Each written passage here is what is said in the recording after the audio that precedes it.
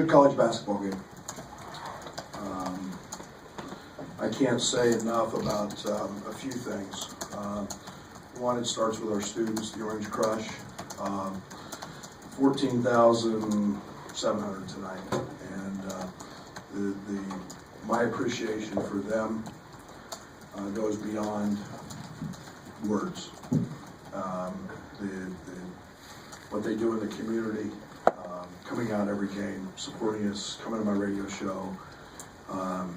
So much love for that group. And then I keep saying this many times, I'm so proud to be the basketball coach at Illinois because of our fans. And there was not one game this year were there ever any quit. I'll use that word, quit, in our fans. And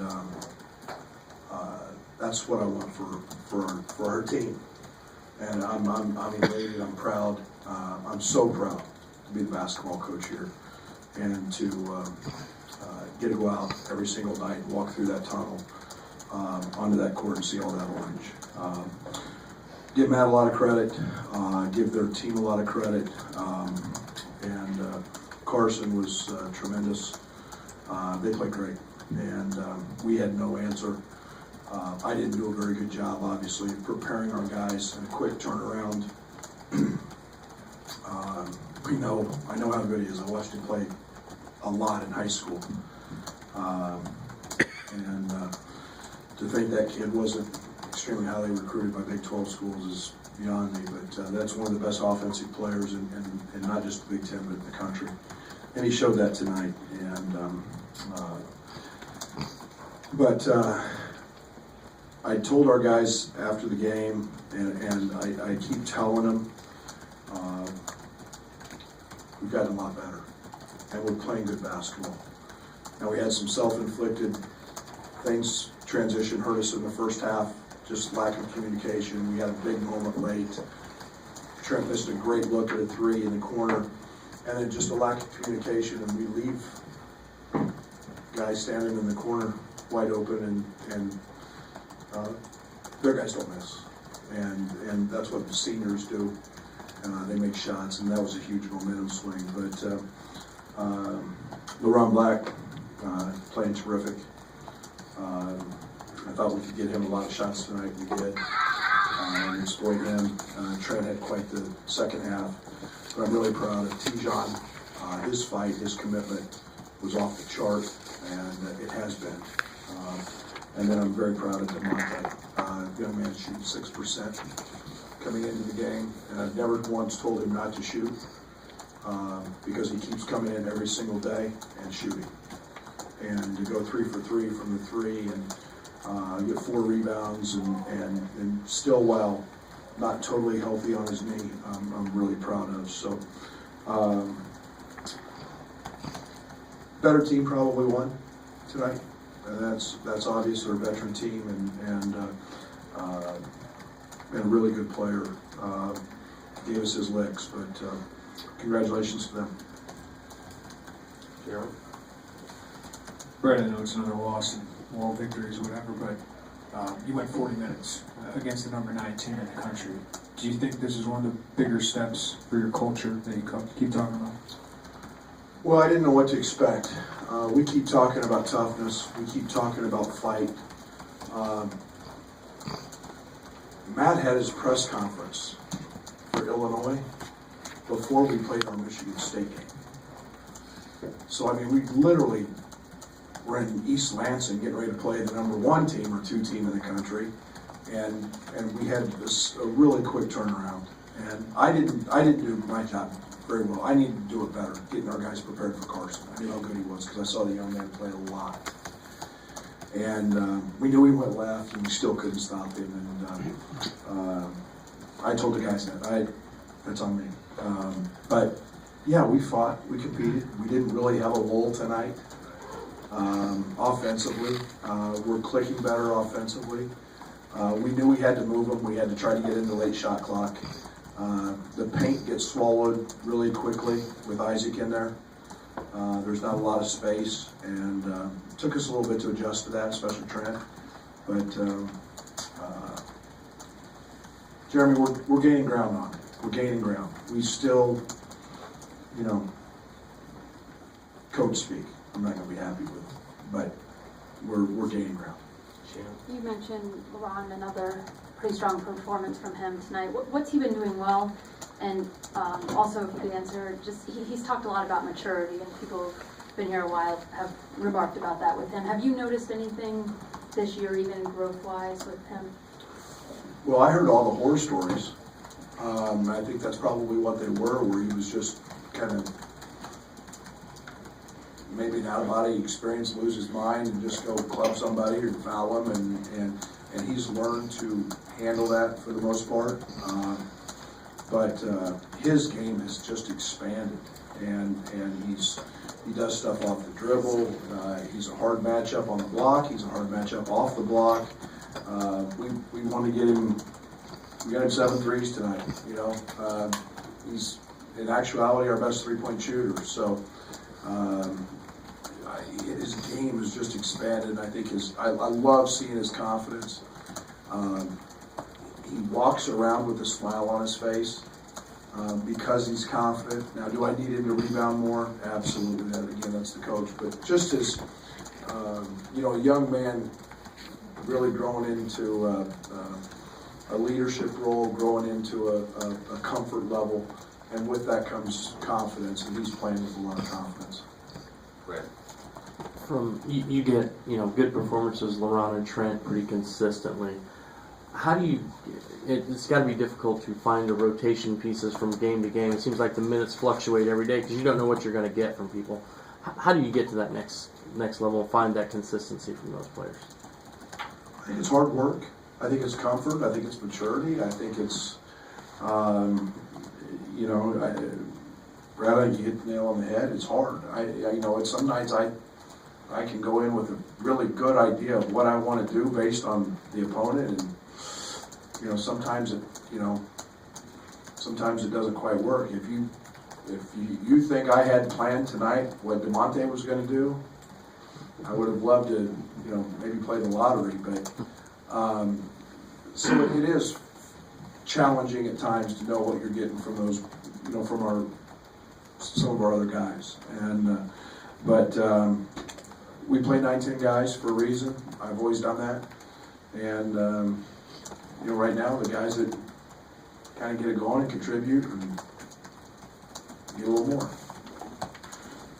Maybe the better offense, movement or shots actually going. How much of that came from having at times 2 ball handlers out there, Trent T-John, or 3, when those 2 out there with Mark? Will either be that, or it will be T-John making some shots, DeMonte making some shots, facing the floor, moving it. We got good looks. I was ecstatic at halftime with the clean looks we've got, and when guys can make shots and you can create space, the game frees up a lot. Yeah, and then T-John can handle the ball. Mark Smith can drive it and do some things. So that opens up a whole other set of options for you. When Trent went off in the second half to eventually tie the game at 56. I mean, we know he's been able to do that all season, where just he could go off for a spurt like that. But how much of an uplift was that in a game like this against a team as good as Purdue? I don't know if I like it, or I don't know if this sounds really fun. I don't know if I like that. I like that he has the ability to go do that. And it's needed, and yet sometimes we get dependent on that. And we get away from sharing sometimes. And I know I have caught myself a lot this year playing to that because I know he can score the ball, and I know he's gifted that way. But gosh, he's special. I mean, the kid just had 20 and a half against the 9th-ranked team in the country, who we all know Matt's a really good defensive coach, and we know that they tried to guard it, and that's a pretty good feat for a freshman. You mentioned rebounding. T-John had 6, but you still get out rebounded by 13, and maybe the bigs didn't. I think they had 6 combined between all of them. Just what, I guess one end it's good and the other is obviously not. Tijon has been really competing, so I don't want to diminish his 6 rebounds, but it's not acceptable for our guys to get. Kipper has 1, LeBron has 3. Who else we got? Greg didn't have any in 13 minutes, or and it's Mike had 1 in 15 minutes, and it's been a pretty consistent issue or problem. And yet when we do offensive rebound and we do rebound, we become really, really good. There were some fans who called this Paint the Hall cheap night. There were demonstrators outside the game beforehand, some back and forth. And just wondering, what is your position on the chief mascot, and what you think maybe should be done, because it's a divisive issue that people continually talk about here. Shannon, if you think for 1 second that I haven't even thought about that, and I'll be very honest. I've had about 8 hours of sleep in the last 3 days, and until Derek told me before the game, I had no clue what was even going on.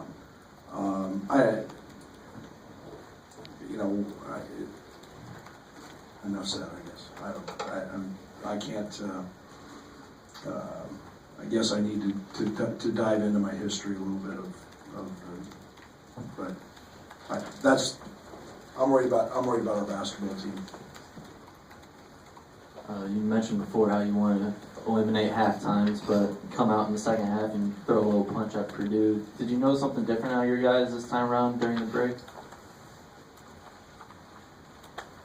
I don't probably have the answer to that. I don't know. I mean, we did the same thing. I tried to be pretty positive, talk about cleaning transition up, talked about a couple things that we wanted to do to try to handle their little drag ball screens, which hurt us all night, and that didn't work either. But they did a good job of mixing up their rotations in there, putting guards in there and bigs as well. So, no, I don't. I don't know. We didn't do anything any different. Scott?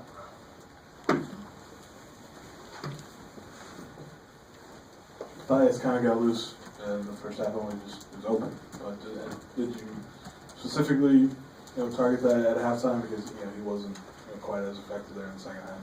Well, he got a couple early in transition and got going, and then he got us in rotation.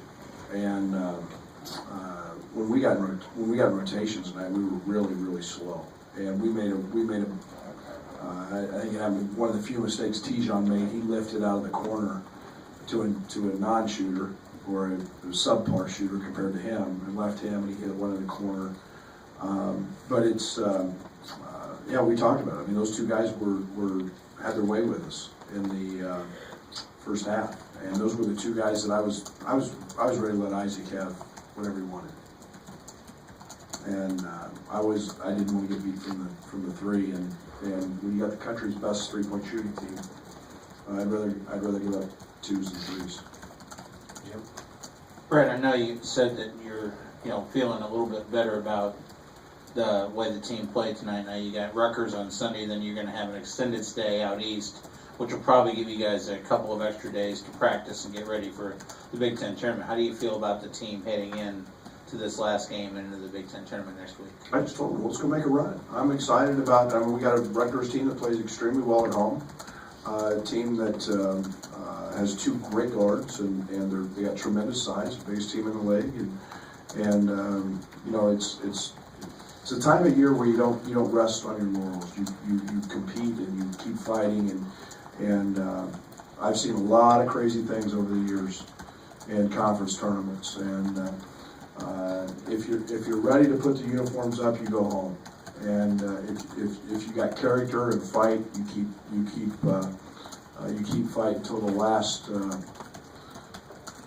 whistle, last horn, buzzer, whatever it is. And I expect us to do that. And like I said, I think we're a team that has tremendous opportunities, and we've showed we can play with anybody.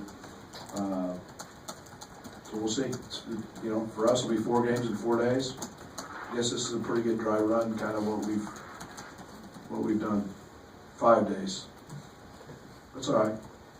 That's why we practice 2.5 hours every day. So. All right, anything else for Coach? Thank you. You know, MSG is in Times Square where they sell a lot of really exciting underwear.